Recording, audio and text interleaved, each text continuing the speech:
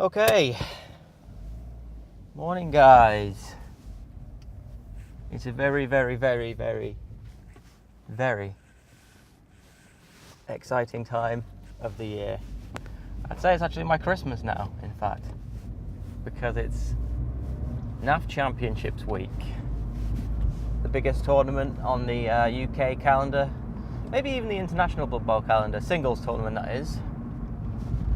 So far this year, over 200 players have signed up, so hopefully everyone shows up, because I believe that's a record attendance, so that'll be awesome. So I'm going to have a little bit of there was a couple of topics that I wanted to cover that I kind of did a recording of, and it came out pretty bad on the audio, so I'm going to just go over them again a little bit here, and then I'm just going to squeal with delight about the fact that it's NAF Championships week. So the first thing I want to cover is the two skills that I wanted to kind of talk to you guys about as a topic, because they're skills that you want to keep an eye on, and that's the kind of second lesson, I guess, from talking about these topics, is just the kind of undercurrent of bear in mind what skills your opponent's got. Now, I made a video about using skill rings and, you know, little tokens, or the loom bands that I showed you in a previous video, how to mark skills, especially pretty much basically just additional skills that you would add to players in tournaments, and that's really good etiquette for your opponent, so that he or she can easily tell what skills each player has got. So the two skills I want to talk about in particular are Frenzy and Jump Up. Frenzy is a skill you will come into contact with quite often. Jump Up less so, but still quite common. There's a couple of players that actually come with both naturally, the Norse Blitzer and the Dark Elf Witch have both got Jump Up and Frenzy from the start. So keep an eye on those two. Now, Frenzy is a real powerful skill. It allows you to throw two blocks, so you must follow up with Frenzy skill, you haven't got the choice about that, and throw another block, just the one more. So the first lesson is, don't stand your player only one square away from the sideline, because he or she will get surfed, and your opponent will be at least taking them off of the drive and gets a free injury roll on them. Now, I'll give you an example of when this came to great effect for me. I had, it was at the end of a really solid tournament. I think I would already be coming out with a positive record. I couldn't take more defeats than wins with the record that I already had, and to kind of seal the deal on a really good tournament, I had to play an Undead player. And Undead I struggled with a little bit, typically, because they're a strong race anyway. Everyone, finds Undead tough. They're not an easy race to play if you play them correctly.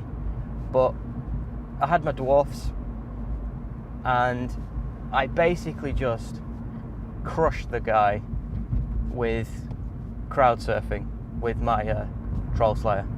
I just kept lining them up. I got the chain pushes, and I was just surfing player turn after turn, and it really just whittled him down to nothingness, and it made my drive so easy, and that capped off a great tournament. It was a really good feeling. So Frenzy is a super strong skill that can allow you to do that. It allows you to delete players with the crowd serves if you use it correctly, and it gives your opponent an added danger to think about. And in this scenario, obviously the opponent is you, so bear in mind Frenzy. It's something you gotta keep an eye on from literally the setup, because if your opponent's driving first and you've put a player only one square from the sideline, and with with the Norse, for example, they've got multiple players from the start that will have frenzy. You can have 5 pieces with frenzy just from the starting roster. So it's entirely possible, actually, for a Norse player to surf one of your guys from a line of scrimmage. If you set them up at on the last square at the line of scrimmage before the side zone, you can surf them from there. So just keep in mind where your opponent can blitz you to, where they can be pushed, because with frenzy, remember, they can push you 2 squares. Jump up, you're going to come into contact with jump up a little less, but it's just, I wanted to kind of tack it on as well as something else to just bear in mind, because it can come to bite you when you forget about it. It's one of those that's quite easy to forget about, especially on, like I said, players that start with jump up naturally, because your opponent may not, usually won't mark, starting skills. It's just the skills that you add to your roster that you usually mark with a skill counter or something like that. Pardon me. So jump up, just keep it in mind.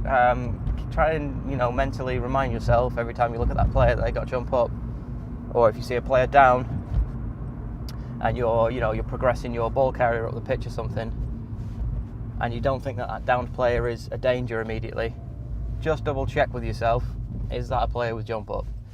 Because jump up, just to sort of recap the skill for you again, doesn't cost anything to stand up, so there's no -3 squares of movement on that player's blitz. So if that's a Dark Elf Witch, for example, you see a lot of Dark Elf Witches with Wrestle, and if they can get into 1 square, one dice block on your ball carrier or something like that, then that's a really, really dangerous threat to your drive, so keep that in mind. Alright, so again, broader lesson, just remember what skills your opponent's got and mark them clearly if your opponent is it's the done thing, it's the correct thing to do. So let's talk about NAF Championships. So if you're going, look forward to seeing you there. It's going to be such a great weekend. I mean, it always is anyway, but with the added influx of new players, really looking forward to it. Over 200 players, it's going to be absolutely immense. It's such a good occasion. It's the spiritual successor to the Blood Bowl Grand Tournament that used to be held in Warhammer World in Nottingham, Games Workshop HQ. They elected to no longer host the tournament, so it was taken elsewhere, and now it's held in the East Midlands Conference Centre currently, anyway, and this year, and it's going to be fabulous. So I've had a little think about what I'm going to be taking. I went back and forth a little bit. I wasn't sure if I wanted to keep on with the humans. I've played them 3 tournaments in a row now, or if I wanted to switch it up a little bit. Bear in mind the rules pack. I thought about what there's going to be a lot of.